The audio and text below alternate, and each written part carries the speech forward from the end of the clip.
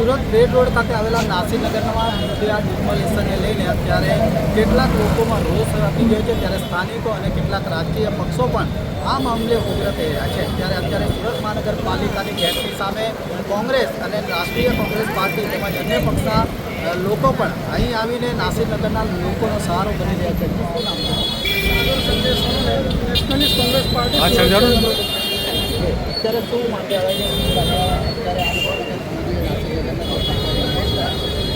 આજે 9 થી 10 દિવસ થયા છે, એ લોકોને કોઈ સહાય નથી મળતી, કોઈ એ લોકોને ફેસિલિટી કે શું સુવિધા નથી આપી રહ્યા છે એસએમસી। એમનું આજે એ લોકોને ઊભા એટલે કલાક અડધો કલાકમાં એ લોકોને 2 ઘર કરી નાખ્યા છે। ઇનકેસ તો એક માણસનું ઘર હોય તો આપણે સમજી શકીએ, એમાં કમસે કમ 200 ઘર જેવા તોડી નાખ્યા છે, એ બી કોઈ બિલ્ડરના આશ્વાસન પર। સુરત મહાનગરપાલિકાના અધિકારીઓ હાજર હતા, અધિકારીઓ થઈ રહ્યા છે અને ત્યાં હતા જ નહીં। શું કહેવા માંગો છો આવા અધિકારી જે અધિકારી જે કહે છે કે અમે ત્યાં હતા જ નહીં, જે આ ભૂતિયા ડિમોલેશન જે કર્યું છે એ તદ્દન ખોટી રીતે છે, અને આ લોકો જે કાળો કારોબાર જે કર્યો છે એ બધા દેખાઈ આવે છે બધાને।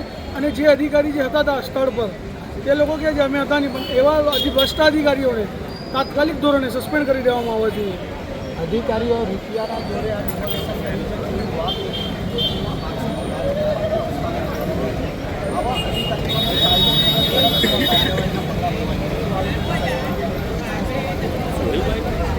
આમાં તો આપણો તપાસનો વિષય છે।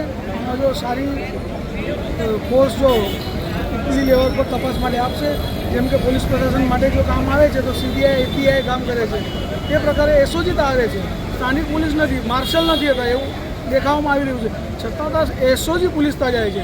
એ એસઓજી પોલીસનું જે કામ છે તે કામ કરવું જોઈએ। અમે ના નથી પાડતા કે જનતા ના નથી પાડતી, પરંતુ આવા ખોટા કાવતરામાં જે એસઓજી સપોર્ટ કરતી હોય તો આ સરેસર ખોટી રીતે આ કારોબાર ચાલી રહ્યો છે બિલ્ડરનો।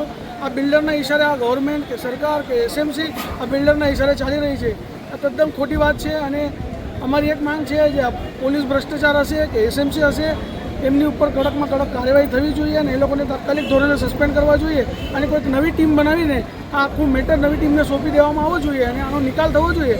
અને આ 200 જેટલા પીડિત પરિવારો છે, 200 મકાન તોડેલા છે, એ લોકોને ઘરની જગ્યા ઘર મળવું જોઈએ એવી અમારી માંગણી છે।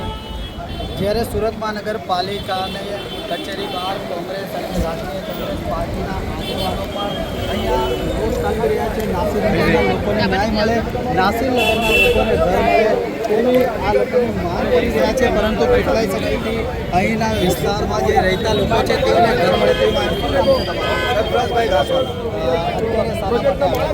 અમે જે 30 તારીખે જે સવારની પોળમાં જ્યારે નાસીનગરની અંદર ગરીબોને ઘરમાંથી બહાર કાઢીને સમાજ કાયદા વગર એ લોકોને ધાક ધમકીથી કોઈ પણ જાતના સરકારી ઓર્ડર વગર ત્યારે એ લોકોના ઘર ડિમોલિશન કરી નાખ્યા છે, અને આ ધગધગતા તાપની અંદર એ બાળકો અને એ લોકોને છોડી દેવામાં આવ્યા છે, ત્યારે એ લોકોને ન્યાય આપવા માટે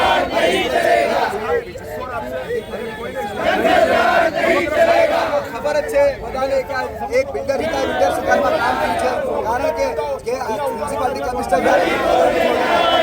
અધિકારીઓ ત્યાં હાજર છે, પોલીસ હાજર છે, અને આ કામગીરી સમગ્ર મશીનરી આજે સુરત મહાનગરપાલિકાના સેન્ટ્રલ ઝોનના અધિકારીઓની હાજરીમાં થઈ છે। એટલે આમાં બિલ્ડર હતા, બિલ્ડર સાથે મળીને સુરત મહાનગરપાલિકાના સેન્ટ્રલ ઝોનના અધિકારીઓ કમિશનર સાહેબને આંખે પાંડા પાડીને એક આ કામ કરી રહ્યા છે। આ અંધેરો યુવક છે જે યુપી અને બિહાર કરતા એને પણ શરમાવી છે એવું આ ગુજરાત રાજ્યમાં થઈ રહ્યું છે, અને આ સાચી કહેવામાં આવે જો આ લોકોને ઘર ના મળશે તો સુરત શહેર કોંગ્રેસ અને ગુજરાત પ્રદેશ કોંગ્રેસ હવે બીજું બેસવાય નથી। આ બહુ અન્યાય થઈ ગયો, સાચી કહેવામાં આવશે આ લોકોને પુનર્વસન કરાવીને